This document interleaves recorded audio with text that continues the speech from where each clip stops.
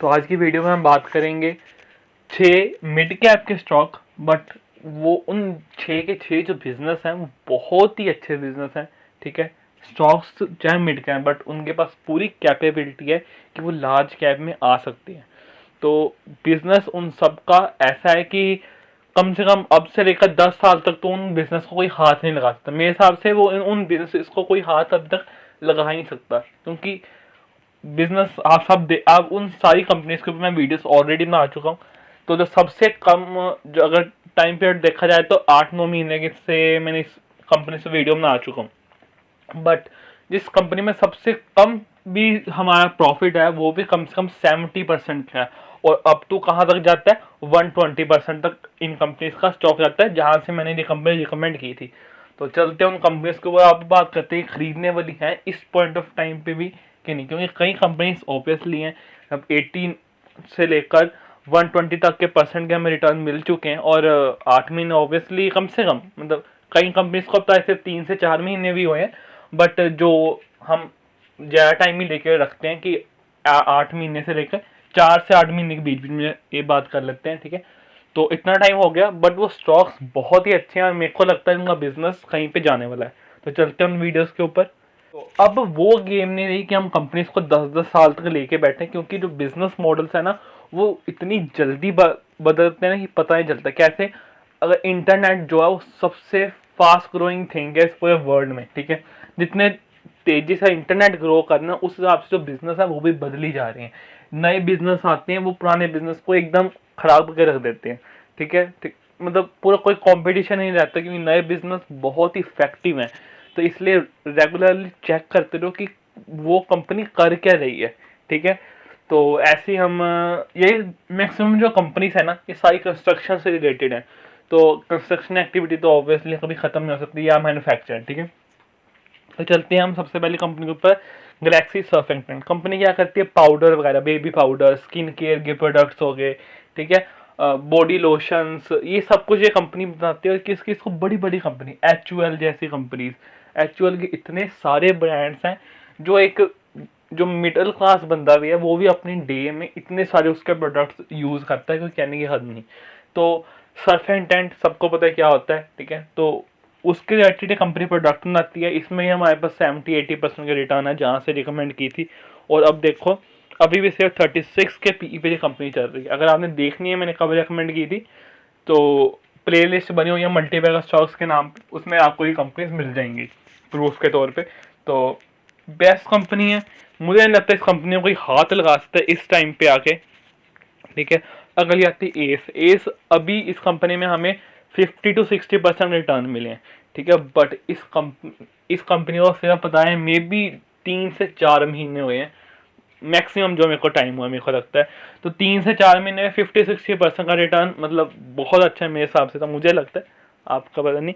तो वो ये भी सिर्फ 32 के पीई पे कंपनी चल रही है, और कंस्ट्रक्शन एक्टिविटीज बढ़ी जा रही हैं। और इसकी तो मैं क्या बात करूँ एस की, अगर आप कुछ अंदर की न्यूज़ बताऊं तो आपको, जो इनकी फैक्ट्रीज हैं वो ऑर्डर पूरे नहीं कर पा रही, इतनी इस कंपनी के पास ऑर्डर आ चुके हैं अपनी क्रेन्स को बनाने के। और मार्केट में इसके इतना कंपटीशन है ही नहीं। 60% ज़्यादा जो मार्केट शेयर है, 60% ज़्यादा ये कंपनी ऑक्यूपाइड करके बैठी हुई है।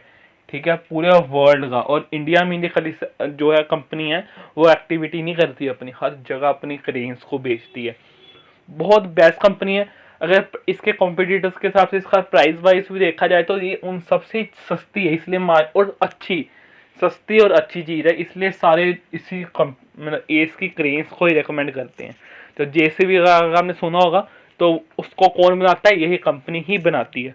तो मेरे हिसाब से अगर आप लार्सन टुब्रो को बाय करते हो तो ये कंपनी बाय करनी मस्ट है। तो सबको पता है मिड कैप के स्टॉक्स बता रहा हूँ जो कि इनके बिजनेस को आने में 10 साल तक कुछ नहीं हो सकता, और ये जो है लार्ज कैप भी बन सकती है। एम्बर एंटरप्राइजेस एसी वगैरह ये कंपनी बनाती है, और एसी हीट एक्सचेंजर्स, तो और किस किस को बड़ी बड़ी कंपनीज को ये कंपनी बना कर देती है। इस टाइम पे बताऊँ तो इसका पीई बहुत ही हाई जाता है, इसका और डिक्सन का। ठीक है, तो डिक्सन का अगर हम पीई देखें वो भी 170 पे चलता है। तो ये दोनों कॉन्ट्रैक्ट मैन्युफैक्चर कंपनीज है, इनको कॉन्ट्रैक्ट्स मिलते हैं बड़ी बड़ी कंपनी से। बट अगर देखा है ना डिक्सन वो थोड़ा ज़्यादा डिवर्सिफाई है, वो टीवी बना रहे हैं, वो कैमरास बना रहे हैं, मोबाइल फ़ोन्स बना रहे हैं, ठीक है। बट अगर बात की जाए एम्बर की, तो वो एसी, फ्रिज, तो ये चीज़ें वो लोग बना रहे हैं। डिक्सन भी वो बना रहा है, बट एम्बर की क्या बात है, डिक्सन मैंने इससे नहीं खरीदा था उस टाइम पे, इसका मेरे पास से रिटर्न रह गया।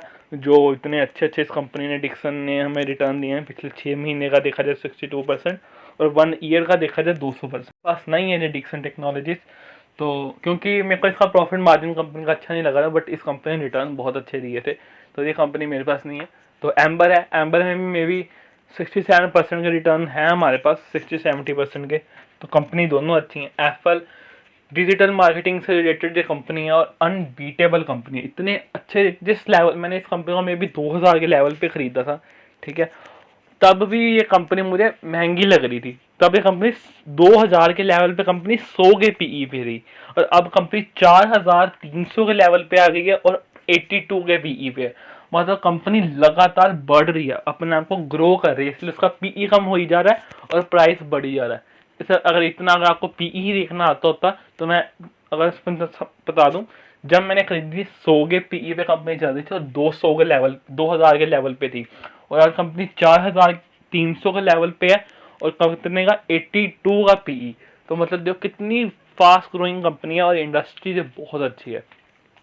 सब कुछ ऑनलाइन हो रहा है, तो एडवर्टाइजमेंट भी तो ऑब्वियसली ऑनलाइन हो रही है, तो उसमें इसका हाथ बहुत बड़ा है। तो अगली कंपनी में आते हैं लिखिता इंफ्रास्ट्रक्चर, जो पाइप गैस लाइन डिस्ट्रीब्यूशन चल रही है, ठीक है, जिसमें अदानी गैस, आईजीएल, एमजीएल, ठीक है, ये सारी कंपनी, और भी कोई बहुत सारी गवर्नमेंट की भी एक आधी कंपनी हो रहेगी मेरे हिसाब से, नाम मेरे से। तो गैस पाइप, ठीक है, गैस डिस्ट्रीब्यूशन होगी, ये सब की अब जो पाइपलाइंस डल रही है वो यही कंपनी डाल के दे रही है, ठीक है। गवर्नमेंट के और प्राइवेट सेक्टर की जो कंपनीज है, उन सबके कॉन्ट्रैक्ट, अगर इसकी वेबसाइट पे जाकर देखो ना, इनके सारे कॉन्ट्रैक्ट्स वहाँ पे लिखे हुए हैं, हम इतने सारे कॉन्ट्रैक्ट्स मिले हुए हैं। और एक तो कंस्ट्रक्शन बना एक डालने के होते हैं, उसके बाद जो सर्विस करनी है उन पर, कोई लीकेज हो जाती है या कुछ हुआ था, वो भी इसी कंपनी ने ही करनी है। तो ये कंपनी कहीं नहीं जाने वाली। गैस डिस्ट्रीब्यूशन सेक्टर ये आने वाला सेक्टर है, कितने सारे शहरों में तो वो आ भी चुका है, बट अभी भी काफ़ी सारी जगह रहती है जहाँ पे गैस डिस्ट्रीब्यूशन नहीं हुई है शुरू भी। तो अगर वहाँ पे टेंडर्स मिलते जाएंगे, ये कंपनी का हाथ उसमें बहुत बड़ा है, तो तभी इस कंपनी में 120% रिटर्न हमारे पास है सिर्फ 8 से 9 महीने के बीच बीच में, ठीक है।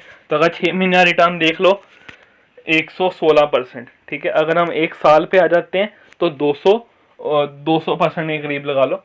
तो बट मेरे पास 120 के करीब है कंपनी है, तो 6 महीने से पहले ही खरीदी हुई है, तो 116 है, तो उस हिसाब से देख लो 120% के रिटर्न। और उस टाइम में वीडियो भी बनाई थी कि कंपनी को मस्ट पोर्टफोलियो में रखो, क्यों रखो वो भी बताया था, और जिन्होंने रखा होगा 120% बैठे बैठे आपके हाथ में है इतनी अच्छी कंपनी को बाय करके, और अभी भी सस्ती चल रही है। इतने के पीई पे अगर देखी जाए तो कंपनी चल रही है, तो सिर्फ 23 के पीई पे ये कंपनी आपको अवेलेबल मिल रही है।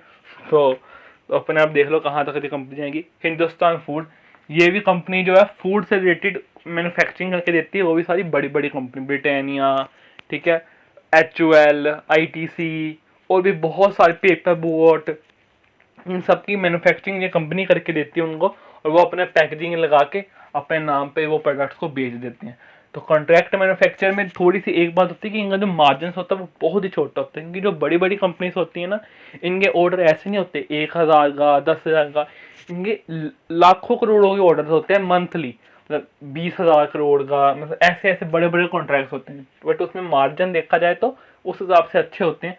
बट मैंने कॉन्ट्रैक्ट मैन्युफैक्चरिंग में जितनी बड़ी कंपनी आपके साथ एसोसिएटेड है, तो उतने पतले मार्जिन होंगे, क्योंकि ऑब्वियसली है जो बड़ी कंपनीज होती हैं उनकी डील्स बड़ी होती हैं, और जितनी बड़ी डील होती है ना, तो उतने जो मार्जिन वो कम होने होते हैं। क्योंकि जो मेरा पर्सनल बिजनेस है वो भी मैन्युफैक्चर से रिलेटेड ही है, तो मुझे पता है इनसाइड मैन्युफैक्चरिंग से रिलेटेड कि क्या क्या होते हैं इसके अंदर। तो ये कंपनीज अच्छी हैं अगर देखा जाए तो ये सारी 6 कंपनीज थी जो कि मैं आपको ऑलरेडी बता चुका था, और अभी भी ये कंपनी देखो इतने सस्ते लेवल से मिली, हिंदुस्तान फूड को छोड़ के बाकी सारी कंपनीज इतने ही सस्ते लेवल पे मिल रही हैं, और अभी भी कोई बाय करना चाहता है 5 से 6 साल के लिए, इस कंपनीज को भूल जाओ, खरीद के भूल जाओ, क्योंकि इनकी इंडस्ट्री में कुछ नहीं बदलने वाला, खाना पीना नहीं आप छोड़ने वाले। और गैस डिस्ट्रीब्यूशन है, ठीक है, वो तो वैसे ही फ्यूचर का है। जहाँ पे गैस पाइपलाइन डलेगी वहाँ पे एस की क्रेनें भी आएंगी, ठीक है। और कंस्ट्रक्शन एक्टिविटी, गवर्नमेंट बिल्डिंग बनाएगी या लासन एंड टूब्रो कोई काम करेगी, वहाँ पे भी एस की क्रेनें लगेंगी। तो इन बिजनेस को कोई हाथ लगा सकता है? तो अगर आप इतना सा ही समझो, थोड़ी साइकोलॉजी को मिलाओ और समझो इन चीज़ों को, कंपेयर करो आपस में, तो ये सारे बिजनेस अनबीटेबल हैं कम से कम 5 से 6 साल तक तो। क्योंकि मुझे नहीं लगता कि कोई ऑटो में कोई टेक्नोलॉजी आ सकती है जो अपने प्रोडक्ट्स को बना दे। तो फूड तो बनेगा फैक्ट्रीज के अंदर ही है ना, तो मुझे नहीं लगता इन कंपनीज को कोई बीट कर सकता है। तो अगर आप पढ़ते हो, इन कंपनीज को पढ़ो और अपने फाइनेंशियल एडवाइजर्स की एडवाइस लो और तब जाके बाय हो। किसी की एडवाइस सुनने का कुछ जरूरत नहीं है, एडवाइस लो सबकी, ठीक है, बट अपनी स्टडी कुछ भी करने। मैं बहुत सारी वीडियोस देखता हूँ यूट्यूब पे नई नई कंपनीज को, बट मैं वो सारी नहीं खरीदता। मुझे जो अच्छी लगती है, क्योंकि सजेशन मिल जाती है वहाँ से, मुझे जो अच्छी लगती है फिर उनको मैं खुद स्टडी करता हूँ, ठीक है। अगर मुझे अच्छी लगी तो मैं खरीदूंगा, नहीं तो मैं नहीं खरीदूंगा। तो खुद की स्टडी करनी मस्ट है। नहीं पसंद आती कोई कंपनी, कभी ना खरीदो, चाहे उसमें आपको लाखों % का रिटर्न ना मिल जाए। अगर नहीं अच्छी लगी तो ना खरीदो। सो बस कोई भी किसी भी तरह की डायरेक्ट या इनडायरेक्ट रिकमेंडेशन कंपनी में नहीं है। तो कुछ भी करने से पहले अपनी नॉलेज जरूर रखनी है। So thank you for watching this video, till then good bye.